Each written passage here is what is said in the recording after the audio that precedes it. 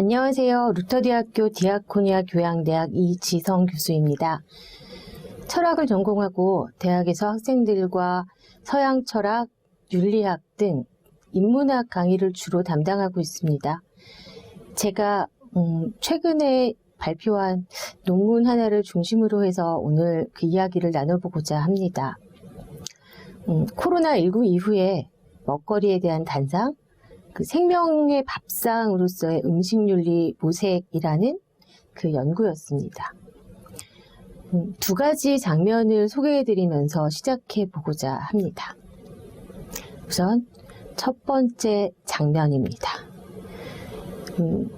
유튜브, 소위 먹방이라는 것을 방송하는 이제 유튜브들의 어떤 이야기인데요.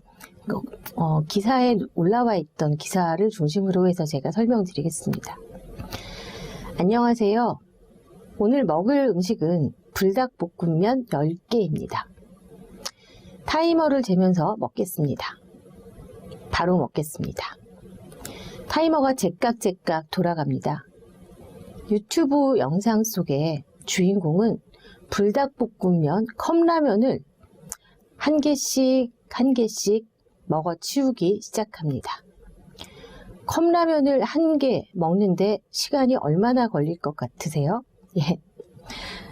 그 유튜브 영상 속에서의 주인공은 한 개를 먹는데 1분도 채 걸리지 않습니다. 빈 컵라면 용기를 보여주는 센스도 있지 않습니다. 왜 컵라면 10개를 한 번에 저렇게 먹고 있는 걸까요? 그리고 왜 하필 매운 불닭볶음면이라는 한 개도 먹기 힘든 굉장히 매운 음식일까요? 그걸 먹고 있는 방송을 보고 있는 사람들도 굉장히 많이 있습니다.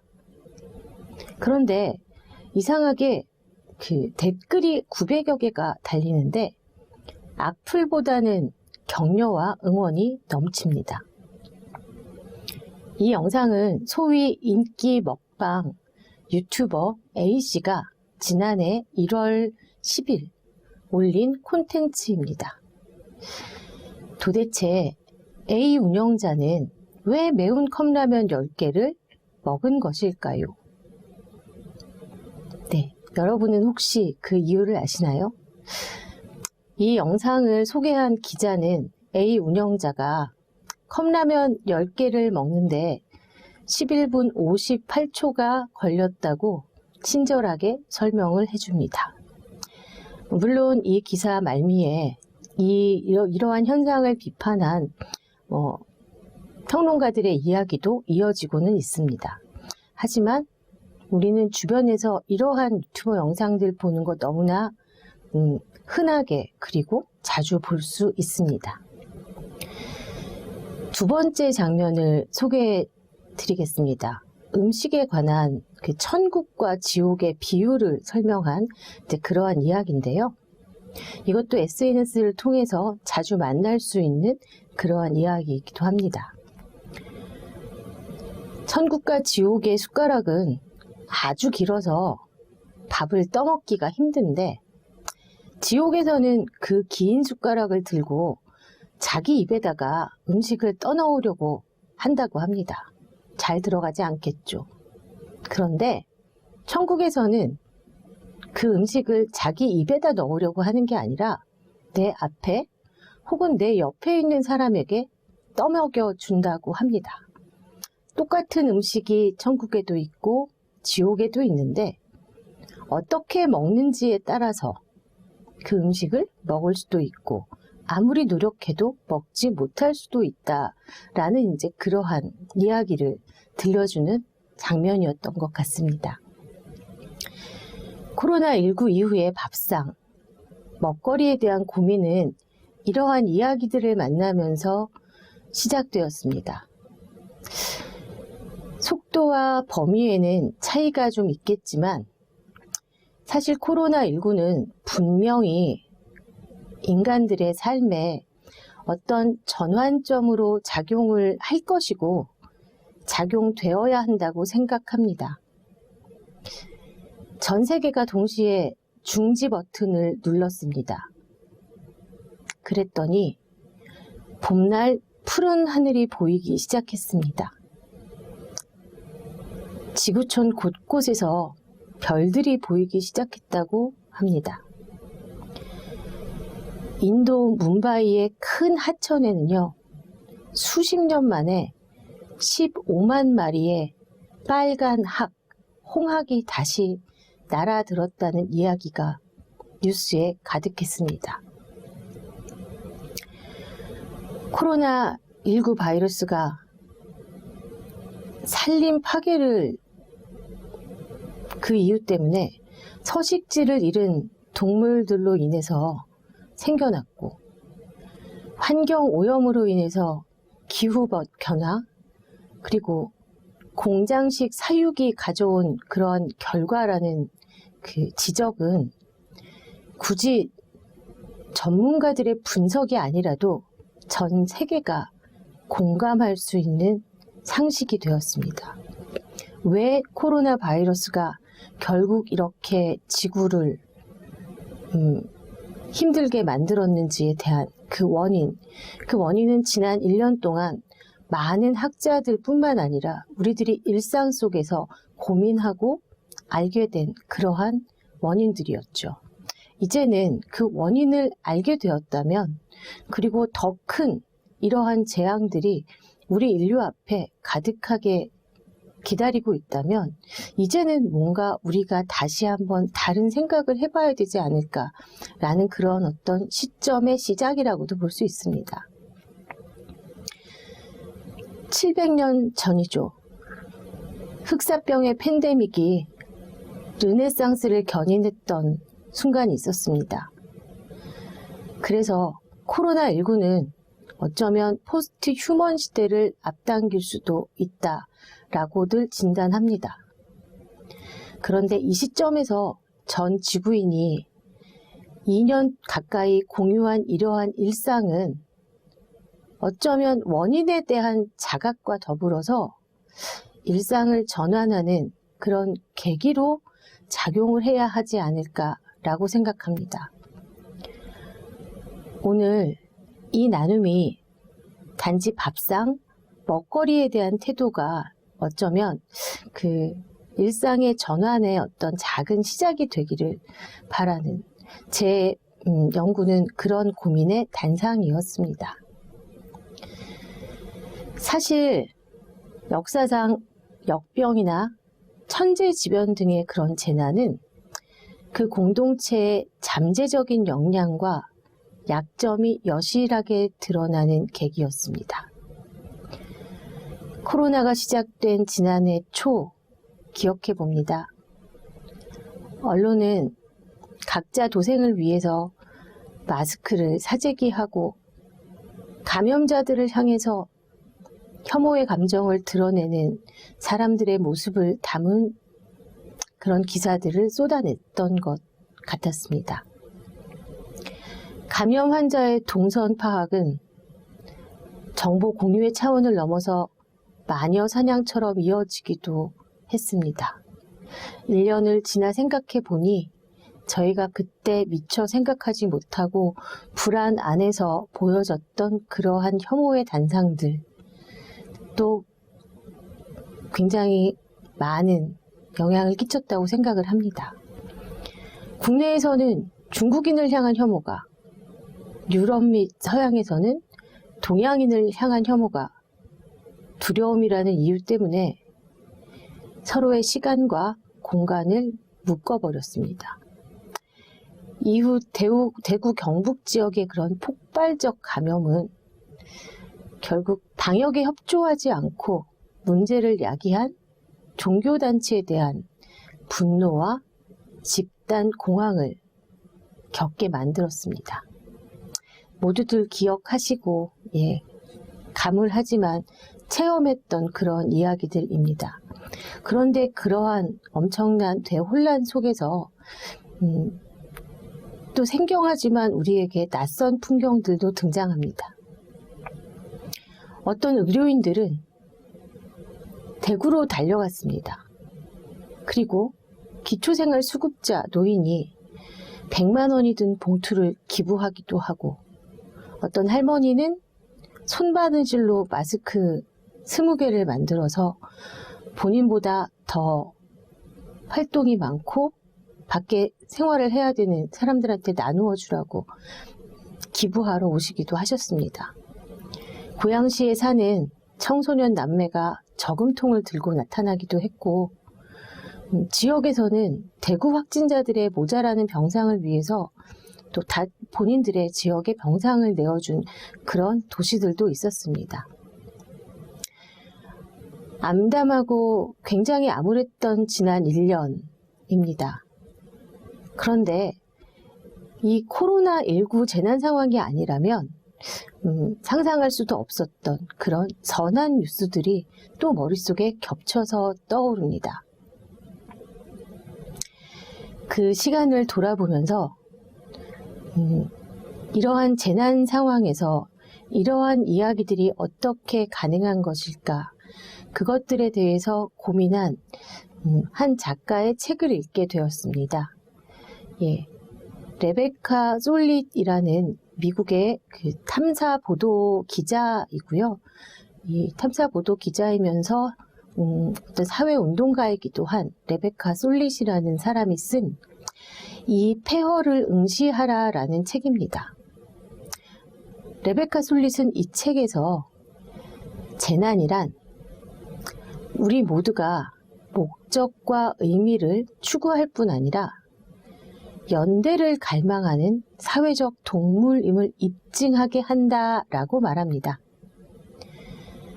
그녀는 책 속에서 미국 사회의 9.11 테러, 그리고 허리케인 카트리나, 샌프란시스코 대지진, 독일군의 영국 공습 등 근현대사의 어떤 재난 현장들을 본인 스스로가 탐사 취재하면서 재난이 사람들을 서로 돕고 보살피고 이타적으로 행동하도록 만들기도 한다라는 점에 주목했습니다. 이러한 천재지변은 피할 수 없는 그러한 재난이죠. 이러한 피할 수 없는 재난 상황에서 사람들은 어쩌면 스스로 공동체의 본질을 발현하고 생존을 위해서 연대를 형성하는 그런 순간들을 만들어내고 있다라고 보면서 그 사례들을 하나하나 나열해 가고 있습니다. 솔릿은 이 지점에서 재미난 그 지적을 하나 하고 있는데요. 재난이라는 것이 닥쳐오면 적어도 누가 무엇을 해야 할지를 알게 된다라는 점에서 굉장히 재난은 인간들한테 주는 메시지가 분명하다라고 이제 이야기를 하는데요. 어쩌면 일상의 복잡하고 모호한 문제들, 특히 경제와 이념 사이의 어떤 불필요한 갈등을 해소할 수 있게 하는 작용 기제라고 주장합니다. 이 폐허를 응시하라의 원체는 지옥에서 세운 파라다이스입니다. 피할 수 없는 천재지변의 재난 앞에서 공동체의 본질을 고민하고 공생해야 할지 아니면 각자 도생의 아수라장에서 공멸하고 말지, 결국 코로나19를 지나면서 인류는 이 선택의 기로에 놓여지게 되는 게 아닐까 생각합니다. 이 책에는 재난 속에 피어난 이타주의와 상호부조의 사례들로 넘쳐나고 있습니다. 지진으로 폐허가 된 도시 속에서 곧바로 무료 급식소를 만드는 사람들, 화재를 진압하기 위해서 자발적으로 나선 시민들, 위험에 빠진 재난민들을 대피시키기 위해서 섬으로 몰려드는 보트들, 사고 지역으로 달리는 기차를 멈추기 위한 전보를 보내기 위해 폭발의 한가운데로 뛰어든 사람들, 나아가 솔릿은 재난 속에서 개인들이 얼마나 효율적으로 서로를 돌볼 시스템을 구축하고 자원을 분배하는지도 관찰합니다. 심지어 기존의 시스템이 위기에 빠진 상황에서 개인들은 이전과 다른 역할과 목적의식을 부여받는 경우도 많았다고 합니다.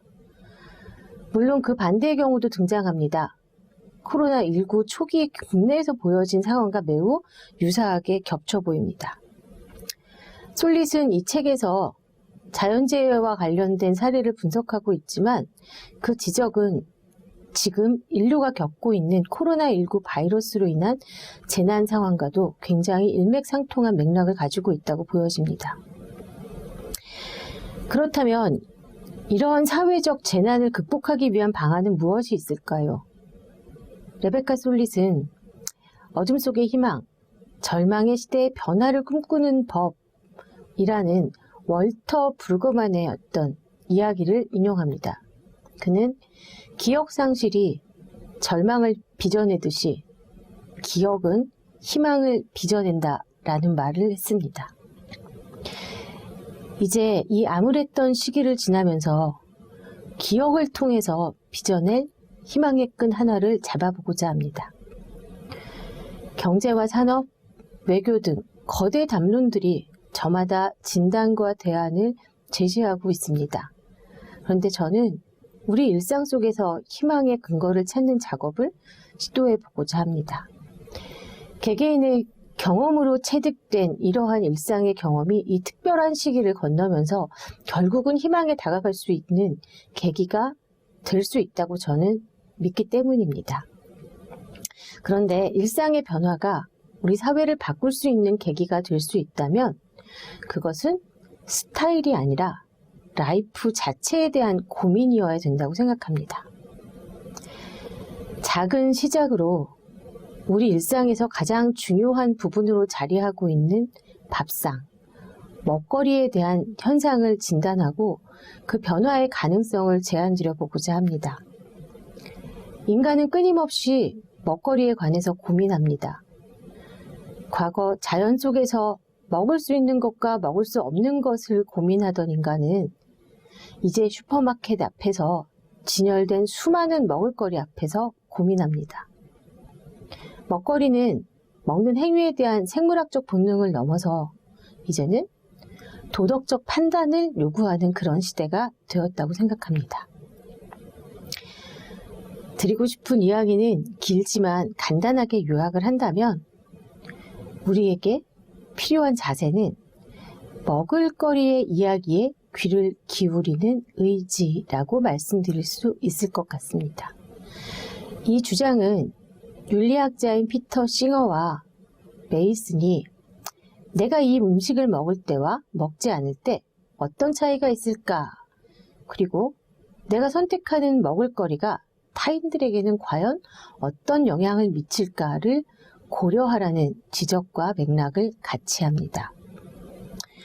결국 우리가 선택해야 되는 먹거리는 인간 중심적 선택이 아니라 유기체적 생태계 차원에서의 어떤 고려, 제가 지속 가능한 밥상이라는 말로 표현했습니다.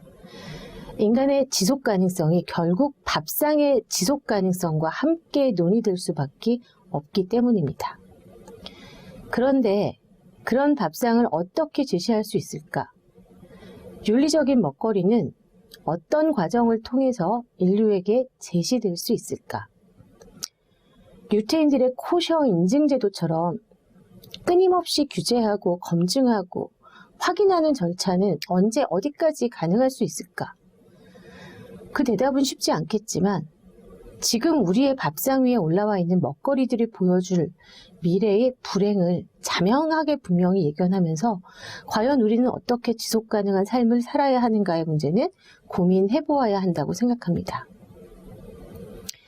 한쪽에서는 동물 복지를, 그리고 어떤 쪽에서는 인간의 자연 안전성을, 종교적 규율을, 분배적 정의를 주장하고 있습니다. 이러한 가치들이 충돌하는 상황 속에서 우리는 어떤 선택을 해야 되는 것일까요? 끝없는 인간의 탐욕에 대한 금기나 규제, 하면 할수록 진화되면서 밥상을 어지럽히는 먹거리들 앞에서 시장 자본주의는 더 이상 어떤 대안을 주지 못하고 있습니다. 이러한 갈등 상황에서 어떤 먹거리가 좋은 대안일까를 고민하는 그 밥상을 마련하는 사람들의 삶의 태도를 한번 점검해 보고자 합니다. 가치 판단의 충돌 앞에서 규제와 금지, 구분의 틀을 무효화시키는 어떤 이야기 속에서 생명 밥상에 대한 작은 실마리를 찾아보려고 합니다. 보리떡 5개와 물고기 2마리, 공간복음 4군데 모두 담겨있는 이야기, 오병이어의 기적으로 알려져 있습니다. 다른 복음서에서는 기적을 행하신 예수의 모습이 중심이 되어 그려져 있는데 마태복음과 마가복음의 경우는 이 사건 바로 앞에 헤롯이 아내 헤로디아를 위해서 차려준 생일 잔치상 장면이 등장합니다. 헤롯의 밥상은 자세하게 묘사되지는 않았지만 로마 시대 귀족들의 잔치 규모로 미루어 보아서 사치와 화려함은 상상해 볼 만합니다. 이런 화려한 만찬이 100여 명의 노예들 몸값보다 비용이 많이 들어갔고 먹고 취하고 토하고 또 먹는 착취와 끝없는 탐욕으로 점철된 밥상이었다는 소문은 역사 안에서 자자합니다. 끝없는 쾌락과 환락의 밥상은 결국 죽음의 밥상이 되어버렸습니다. 헤로디아는 딸을 이용해서 헤롯에게 체포되어 있던 세례 요한을 죽여달라고 꼬드깁니다.